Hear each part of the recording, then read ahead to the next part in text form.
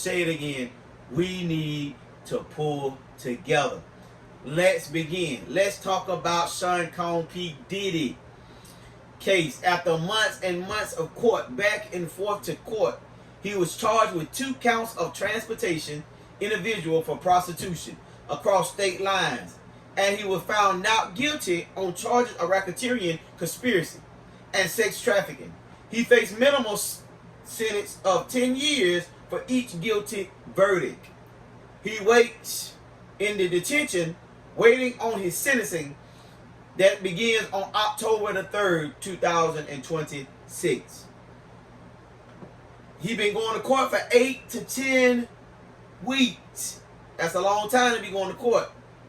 Yes, because he was convicted on 2 counts of transportation for a purpose of prostitution. Everybody that talked against him said he was doing it.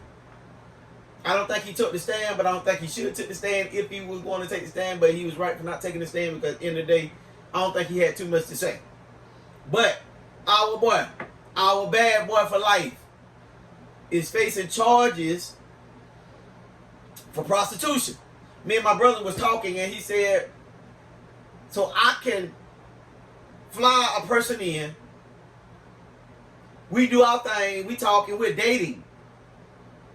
Sex is involved, it's gonna get involved. We're going to movie date. You know, she chilling with me until she go back home. Then she get mad at me, takes me to court, start putting out all these theories. And if I don't read my state guidelines, I could be charged with prostitution. That's crazy. Maybe he was doing this, but I know people that have done this. And I'm glad it didn't go the other way for him because they would be in the same predicament as P. Diddy, facing charges for prostitution. 10 years for each guilty case. Man, y'all better watch what y'all doing. Y'all better watch what y'all doing. Keep up on the guidelines of the state. Other news. Mr. Warner, after the autopsy came back, Mr. American slash actor slash musician, never knew he was a musician, Malcolm Jamal Warner, death was a drowning accident. Nobody killed him, nobody drowned him. He was in the tide, he couldn't come out. I heard his daughter got saved. They got to save his daughter, but they couldn't save him. We all know him from being Theo Huxtable on the Cosby Show. My brother put me on the Cosby Show a long time ago, and I've been hooked on it ever since. If you ever watch Malcolm and Eddie, he was the star of Malcolm and Eddie Griffin. They started Malcolm and Eddie Show. He was 54 years old. His legacy shall live on through many. We send our condolences to his family and to everybody that was connected to him. Rest on, Malcolm. Rest on. Hulk Hogan passed away, says TMZ. Says the medics was called to the wrestler legend home for a report of cardiac arrest. Cardiac arrest is when the heart stopped beating. We send our condolences to the Hulk Hogan family. He was 72 years old when he passed. Malcolm was 54 years of age when he passed. 2 legends gone too soon. Our last topic is Jacksonville, Florida man, Mr. William Anthony McNeil, was stopped by a policeman, and when he pulled him over, he asked him, "Why did you pull me over?" The cop explained, "It's raining and you don't have your lights on." Well, if you look at the press conference that they had with the young man, you would see, or if you really look at the video, which you really can't tell in the video, but you're going off of his perspective, it was not raining. There was no mist in the air. So he asked him, why did you stop me? Why did you pull me over? What is your cause? Never asked him for license and registration. All you asked me to do is to get out the car. As you watch the video, which is on YouTube, TikTok, and Facebook, you will see the officer tell him he's about to break the window if he do not let it down. And I listened and watched the video 6 or 7 times. The cop never asked him for license and registration. I thought when you pull a person over, sometimes they act, sometimes they don't. They go on and say, the reason I pulled you over, you were speeding, or you didn't stop completely at the stop sign. And then you ask for a license and registration. But if it goes the opposite way, you pull up, you get out, you come to the window. Why did you pull me over, sir? You never asked for license and registration. You just tell me to step out the car. I got a problem. And this man here had a problem with that. Because you're not doing your duties as a police officer. Again, as I watched the video about 6 or 7 times, the cop never asked for license and registration. He simply say, step out the car. After that, he begins to break the man's window. He busts the man's window, glass flying in his face. And then he punches the young man in his face. He literally punches him. And as you see, his jaw goes over in the face. For no reason at all. He lifts his hands like this, saying, I don't have anything on me, I don't do this, you know what I'm saying, this is not on it, I'm complying to you. I'm not fighting. And then they begin to beat him to the ground. Not throw him to the ground, but beat him to the ground. As you can see in the video, there's a black cop on scene. Now, I'll be honest with you. Blue represents blue, blue take care of blue, blue rise for blue. But when you're wrong, you're wrong. And I will not stand there, whether it's a black man or a white man, to see, and I'm sworn in as a cop to protect and serve, I will not stand there to see my brother get beat. Or another race for no reason at all. You're mad because he did not let the window down and you had to break it. It's sad. Right now, we're going to take a moment and we're going to pause for a second or two for this young man, Mr. William Anthony McNeil Jr.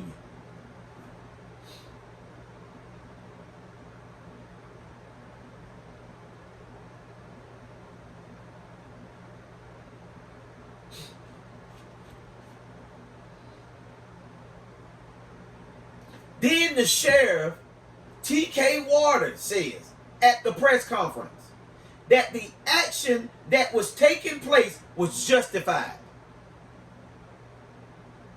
The sheriff go on and say that the state attorney office says none of the officers violated prior law,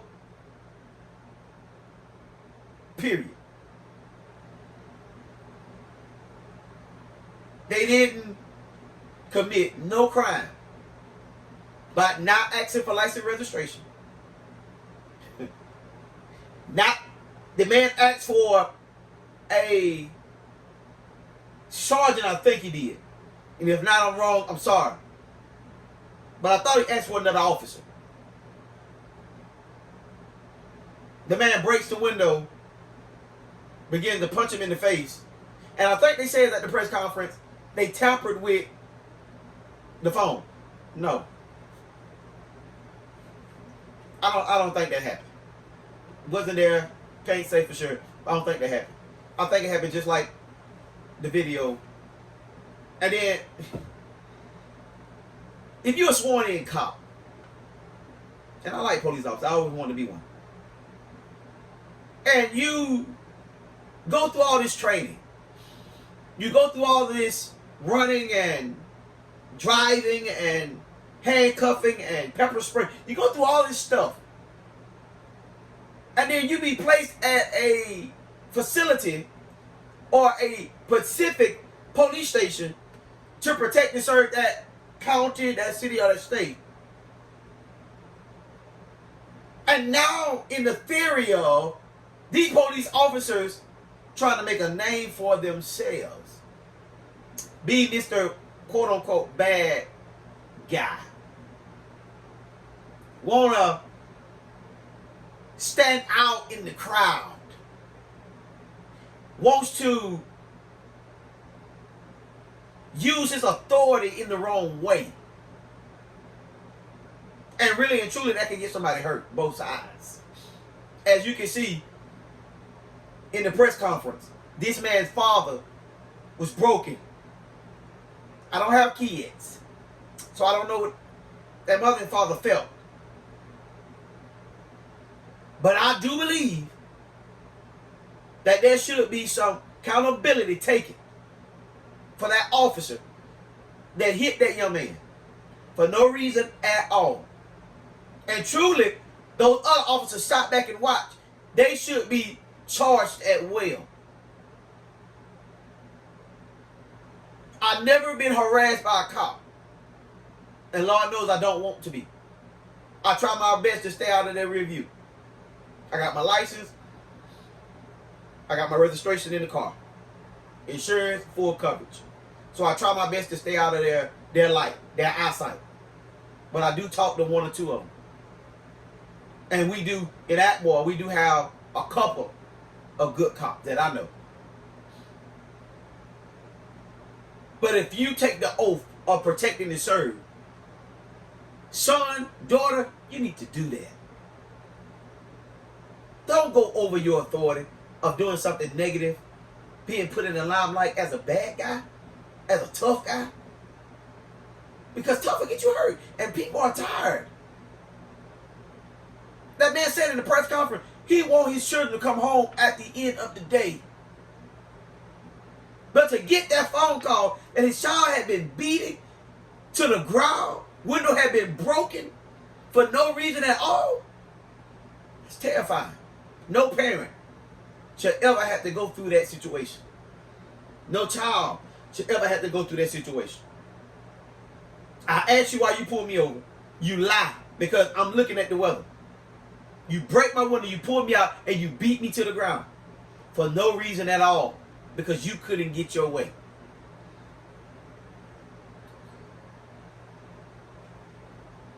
It's sad. Asking for a reason helps you understand the situation. A legitimate reason for the stop existed. It's our Fourth Amendment to ask you cops, why did you pull me over if you don't say it when you walk up to my window? Listen, after being pulled over by a police officer, do the citizen have the right to ask the cop, why are you pulling me over? Listen to this. Police officer need a legal reason, probable cause to stop you or believe you committed a traffic violation or crime. It's the Fourth Amendment. You can ask the cop, why did you pull me over? And they have to apply. Why I pulled you over? They got to have probable cause. If they do not have probable cause, then they are doing an illegal stop, not a legal stop. I don't believe someone read their amendments at the academy. And if they did, they threw them out the window when they got to the precinct. Because they say, oh, we can do whatever we want to do, and our chief going to protect us. Our chief going to hold a conference and say we didn't do anything wrong. Our state attorney going to have our back. But I did hear in the word of God where it says, vengeance is mine, said the Lord. I will repay. Your day is coming. Don't know where, don't know when, don't know how. Might not even be living when it comes. But your day is coming. When you do things wrong to hurt other folk just because you can. They say karma is something else. Vengeance from God himself is something else. You will be held accountable one way or the other. Just watch and see. It's our Fourth Amendment to open our mouth. I really don't argue with them. When you pull me over, I already got my license on my registration there, and I tell you I have a gun in the car. Now in the state of Alabama, you don't have to have a permit to carry a gun, so I don't have one. I need to go get one, but I don't have one at the moment. So I'm telling you, I got a gun in the car, and my hand's on the steering wheel. My car is cut off. Nothing is playing. My windows are down. You have the right to get to me any kind of way. Which you probably ain't going to have a right to get to me because I'm not going to do anything stupid. Never been asked to get out of the car for no reason at all. I live in Ep3, Alabama. Never been asked to get out of the car for no reason at all. No reason at all.